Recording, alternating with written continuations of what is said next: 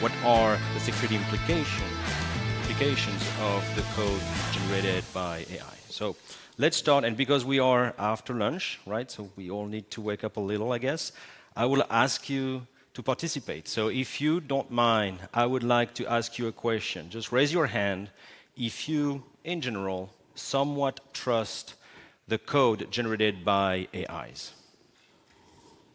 Somewhat trust. It's a low bar. It's a low bar. Somewhat trust. All right. But verify. Trust but verify. As expected, you're a skeptical crowd. I think skepticism is a good quality in cybersecurity. So you don't exactly match what we see out there. So this is the only thing that is not an academic research. It's a DORA report by Google in 2025. Basically, what it says is most people somewhat trust-ish, a little AI to generate code. What's interesting there is two things. The first thing is actually 75% of the people responding to that same study are using AI. So a ton of people do not trust AI and are still using it. First, that's the hype for you, I guess, and that, I guess, speaks of all the productivity gains you can get out of it. The second thing, it is those data, these results, are heavily influenced by the seniority of the people who respond, right? Senior people, more experienced people, let's say, tend to be highly skeptic of AI in the context of code generation, right? And hold on that thought, because that's going to have a big impact in the productivity gains of AI, which is my next slide. Okay, what is this study saying in terms of what is the real increase in productivity when you use AI extensively? So the study looks like this. For 25% more AI used in code generation, what is the impact? The first impact, obvious, a lot more tasks completed. Do not translate that exactly as productivity. We'll see later that there's a difference in terms of tasks that you can check and the actual output that you get. More time spent in flow state. That is more important than it looks like. Flow state is really where developers love to be, highly concentrated, highly effective and efficient. So that's good. That's good for their mental health as well as job satisfaction. So all good. I guess unsurprisingly, because we tend to have less oversight, the code tends to be a little less stable. The results are a little less stable. And that is going to be a surprise. The actual delivery throughput was negative. So let me just compare that last line with the first one. How many tasks in terms of development did you complete? Let's say 20. Then it goes to all the process, software development, and code review. Code review, a lot of it gets rejected. Senior, experienced developers reject 3 times more code than juniors. It gets rejected, goes back to square one. Yes, you've checked 26% more bugs at the beginning, but actually less stuff gets into production. This is true only because that study is mixed in terms of profile. If you focus on the experienced developers, actually the throughput is positive. More skepticism, but more benefits out of AI, right? There's a direct link between the amount of effort you invest in the people and the actual benefits you're going to reap out of AI, interestingly. That's the first thing. Let's look now at the security. So that's a study that's been run by the South China University of Technology in Wuhan, otherwise known for its charming food market. That study focused on specifically security tasks, right? So 180 security tasks, a certain number of vulnerabilities, and we're going to look at, is the AI good at finding those vulnerabilities, and is it good at fixing those vulnerabilities? Models are the models you would expect, right? At the time, GPT-4. Not out of date. Of course, we have GPT-5, but GPT-4 is not out of date at all. Pass at 5, just to be clear, pass at 5 is a measure that we use in AI evaluation because AI models are not deterministic. They don't always give the same results. Pass at 5 is a measure, and you succeed if in 5 independent attempts, the AI solved the problem at least once. So how many times, what's the probability that GPT-4 at least one time solve a security issue out of 5 independent attempts? 16%. That is like low, very, very low. Pass at 10, not that much better. A certain amount of critical vulnerabilities were just like completely ignored by the models, which is surprising because there's one thing that is good is like usually models are pretty good at finding complex vulnerabilities. What is not good is that it's not predictable, so sometimes they will find them, sometimes not. Sometimes they will find trivial vulnerabilities, sometimes they will not. They identified a few vulnerabilities that are never found at the time by the model, right? Those people are researchers. They're not here for my marketing speech. So they do their maximum to see what's the impact if I give more context to the AI. If I enrich my prompt so that I tell them, you know what, I think there's a vulnerability in there, it might be of that type, etc. Right? Like really guiding in the prompt the AI. We rise to 44%. Significantly better. I don't think any security professional will be satisfied with that kind of detection rate in anything, really. So not there yet. In terms of repairs, so the ability of the model to actually fix the problem, well, it's not great. Like I don't need to really comment on that. That's the first study. Let's look at another one. Let's assume the Wuhan University wasn't that great. Is vibe coding safe? That is a December 25 study, right? So it's a month old. Recent models, recent data sets, benchmarking vulnerabilities, giving 20 real-world feature implementation. Real-world, like real task that you might actually ask, not something that is a test data set that's purely abstract. Real implementation tasks that are useful in the real life. To frontier agents, and so let's look at the results. That's functionally, so that has nothing to do with security.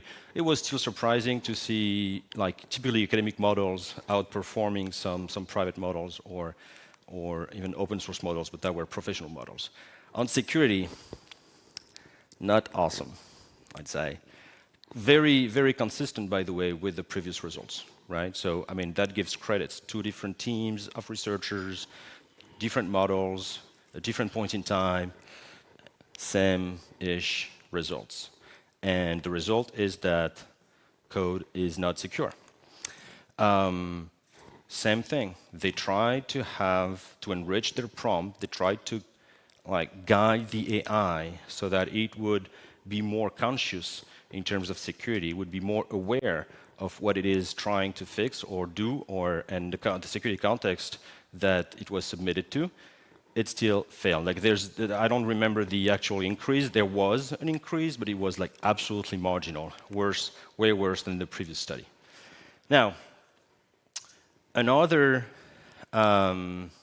interesting study. This one is a little older, but it doesn't really matter because it's on human behavior. So the models might be outdated, but I think it's 2024, but I don't know when in 2024. But it's about human behavior. And the tendency we have at unplugging our brain when we use AI. Right? A disclaimer, I love AI, we're doing AI tools. It's just that we think it should be controlled. But just like our tendency when you're using AI. So benchmark of developers, and they asked them to develop some basic features, real world, again, use cases. And those were security use cases. So it's like, hey, I need to have a messaging app, and I need a cryptographic protocol to use and establish a secure communication between two endpoints, that sort of things, right? And so these are the number of times that, well, in proportion, that those students, they were students, achieved a good metric, a good result security-wise, versus the people who are not using AI. So on the left, AI assisted. On the right, control group, no AI. The people on the right struggled. They took more time. They struggled. There's a lot of things to say about struggling equals learning stuff. And those are like different categories. There are a ton. I'm not going to go there. But basically, using AI, disregarding the quality of the AI, using AI made the students just think less. And when you think less, well, results follow. Look at the first bullet point in there. It's interesting. I'm going to come back to that later. What's interesting also is a disconnect. It speaks about the blind trust we have. The disconnect between how they rated themselves versus how they actually perform. And the people who are using AI rated themselves way higher than their actual results allowed, right? Less still the case, but less the case for the people who are not using AI. So, just maybe a quick word on how did we get there, right? It's not, OpenAI and Anthropic, they're very smart people, obviously. They have a ton of researchers and etc. Well, data is key. Data is king, right? When you train a model, you train massively on the data that's out there. Typically, you're going to take everything, every code that's public on GitHub, and you're going to train your model on it. On GitHub, there's the code of my 16-year-old nephew. You shouldn't train on his code. And so there are also measures of the quantity of code that has vulnerabilities in there. When models train on this, of course they have countermeasures, but they are overwhelmed by the sheer number of vulnerabilities you find in there. So they find vulnerabilities, they spread that behavior. They use that as a training, and they reproduce that behavior. And because models train on the output of other models, you have a degenerative effect. It's called MAD. It's a real thing. And that is an illustration, of course, well, because it's better, well, it's more visual with pictures.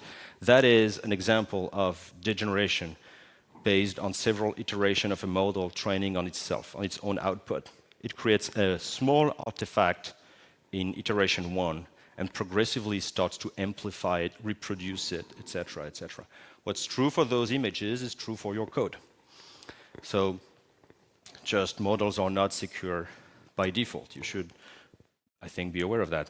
That is my, the reason why, the Dunning-Kruger effect, which, I think everyone can recognize themselves in this. Like we've all been through, I think, that line. It's basically the relationship between what you actually know and what you think you know, right? So the line on the abscissa, do you say abscissa in English? Yeah, I think. On the horizontal line is your level of knowledge and experience, right? And actual knowledge and experience, that's the same on the left level of actual knowledge. So you pass some tests to evaluate your knowledge, and the red line is how you rate. That's your actual score. The blue line is how you evaluated yourself. So you exit the test and you say, I was good. I think I'm going to get an 80 out of 100. Well, the more inexperienced you are, the higher you rate yourself compared to where you actually are. So the less good we are, the better we think we are. That explains part of the issue with less experienced people using AI extensively with blind trust.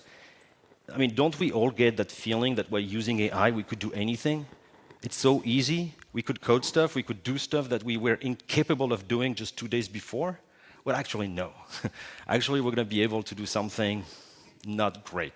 We're going to be able to do something. Prototyping, a lot of people are saying prototyping is so amazing with AI, for sure. Building a real product, for example, more complicated. Well, you're going to need AI to increase your productivity, etc. But use it blindly without any prior knowledge or experience is not really going to work. And that is the Dunning-Kruger effect. So, where are we? Like the conclusions of those researches that I wanted to give you today. The first one is, I'm sorry, it sounds very dark, but do not trust AIs. Just frontier models. Just don't trust them for your code, right? Of course, use them. The productivity gains are clear, are real, but apply controls, apply guardrails, influence them before they even start generating code.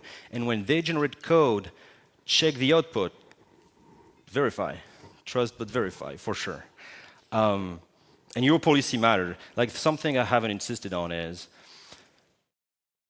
in most of those papers, the first ones I showed, the conclusion was notably, amongst others, that the models were lacking specific coding context of whoever, whatever was being coded or was coding, right? You have specific guardrails in your organization. You have a culture on how you do security. If you haven't formalized the security coding culture of your company, it still exists. It's in there. It's in your code, right? You can infer policies and a ton of things, a ton of rules for security based just on your existing code. It's complicated, but it can be done. That culture exists. It needs to be applied. It needs to be explained to the AI. Otherwise, it's going to go wild in a bad way. Second thing is AI for fixing issues. Again, when I say AI, frontier models, out-of-the-box models, ChatGPT, Claude Code, etc. As good as they are to generate code that is functionally correct, they cannot fix code. They're not good at this. Even when you give them specific instructions, it looks good because maybe they're going to find stuff and they're going to fix stuff, but they are going to be, one, unpredictable. You will not be able to say, well, at least on that kind of vulnerability, I'm safe because they always find the issue. Not at all. It's truly random.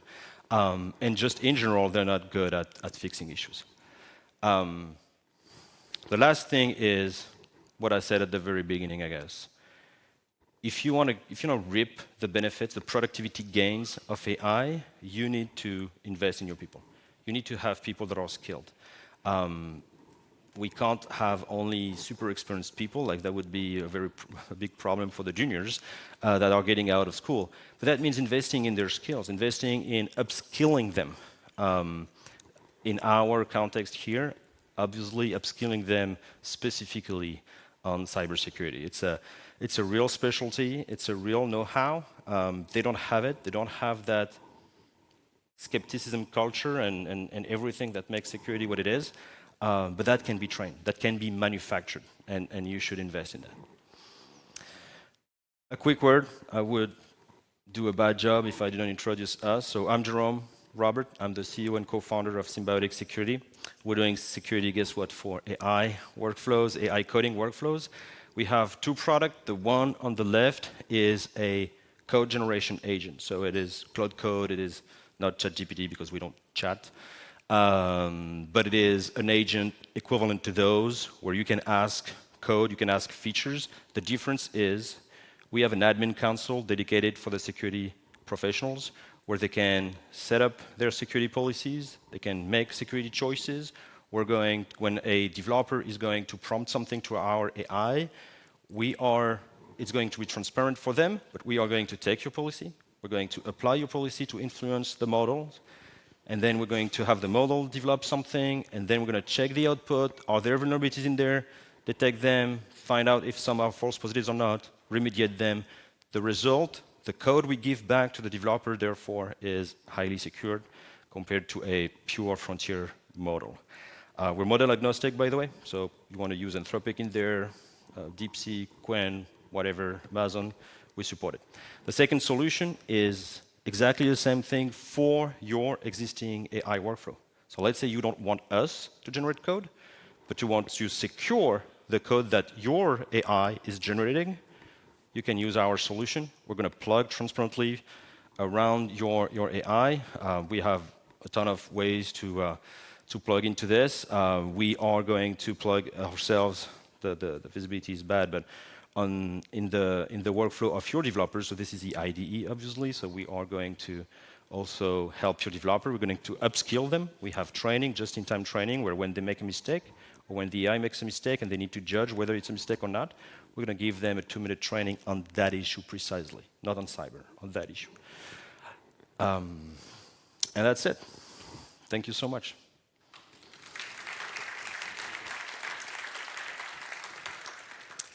Any question?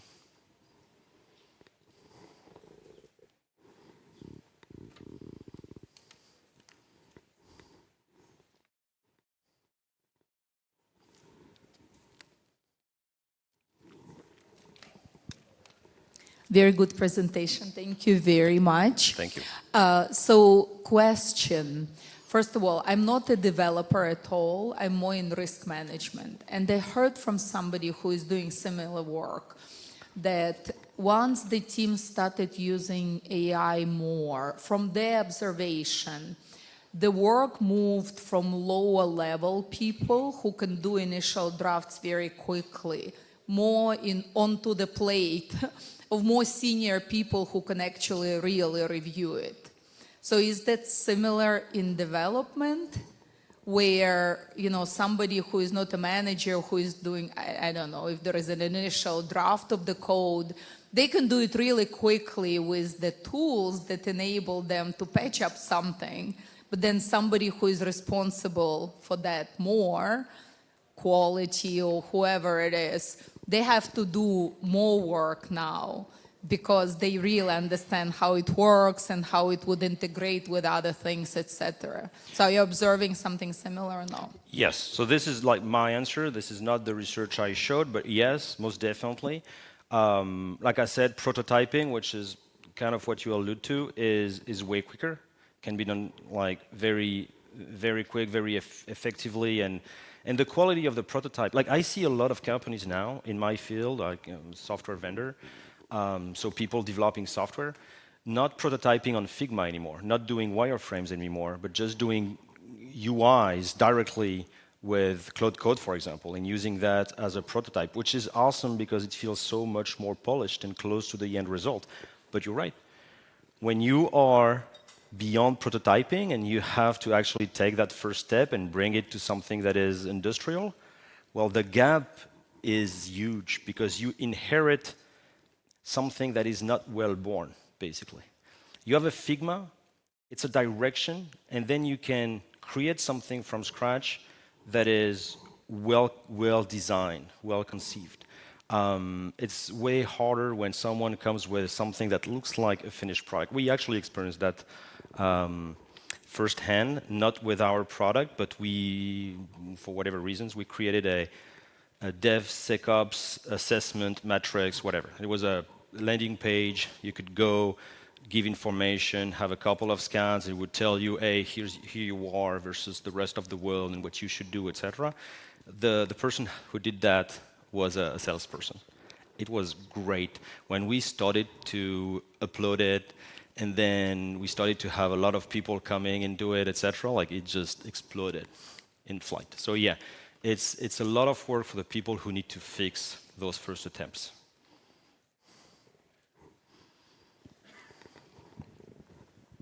Thanks very much for the presentation. And the data you presented aligns with other studies or examples I've seen of SQL injection vulnerabilities being introduced into software, as an example, was what one consultant basically showed. But they also showed, and this is where the question comes in, that you can prompt or request from the AI, is there a vulnerability that's been introduced in the code? And the AI very happily sits there and says, oh yes, of course, there is. So it seems, to your comment around better prompting is critical. And you phrased it as context. So one, I'm curious, does context to you mean I want to have a set of rules or security protocols that you ensure that the software that you generate are compliant with? Or what's the success that you've seen or that you've read about from that perspective? And the second part of the question is, have you seen and I think you may have answered in the presentation, have you seen AI being able to be used to sit there and assess security compliance of software? Right. All of the above. So I'll start by the second one. Security compliance of software. The issue with, so can he do it? Sort of. Is it good at it? Not bad, but not to the level not to your standard. When you look at compliance, we are checking bugs, and those bugs needs to be absolutes in most cases, right? So are you doing this? Yes, I do this. AI is unpredictable in terms of output. right? That's why we're using pass at 5 tests and stuff like this. You cannot predict if it's going to tell you the same thing the second time versus the first time. That the contrarian notion is idempotency. When you do detection for code, you need idempotency. You need to give this. You need to be deterministic. In other words, you need to give the same results for the same questions, because security, and especially when you have vulnerabilities in apps like that, you don't have the luxury of like missing for no reason a trivial vulnerability that anyone could exploit, right? If you miss something that's very complex to exploit, well, you know, you're managing your risk. If you cannot be certain that at least the stuff that is trivial cannot be exploited, then you have a big issue. So AI for this is a problem. They don't like usually companies, not even us, right? Companies that are doing code vulnerability detections, they usually use a combination, and that's what we're doing, a combination of AI and deterministic solutions. Now, is AI good at finding issues? For the same reason, no, but they are good at certain type of what I'm going to call architecture design issues, right? And those are more about the how your application has been conceived, has been architectured, how the things work together, versus a very unitarian vulnerability like, hey, you're using a deprecated algorithm or whatever, right? AI is better at this than deterministic scanners. So you have to use a combination of both. So if in your example, someone was asking the AI, okay, I've found some issues, you need to fix it, can you please fix it? Well, I don't mean to say it's never going to work. Like the first study was showing in 29% of the, 44% of the cases, it's going to work. It's on you to, I guess, decide if 44% is enough or not. It would be, I think, it would be okay. Like if you have a detection system that is actually deterministic, and then when you ask an AI, can you fix it? And you know that you have like a 44% chance that it's going to be correct. And then you have some sort of training system, again, sorry, that's what we're doing, but to tell the developer, hey, here's what the AI says. You need to be a good judge of that. Upscale on that vulnerability very quickly, 2 minutes, so that you can be a good judge on what the AI is doing. If you leave it to the AI, you're going to run into problems.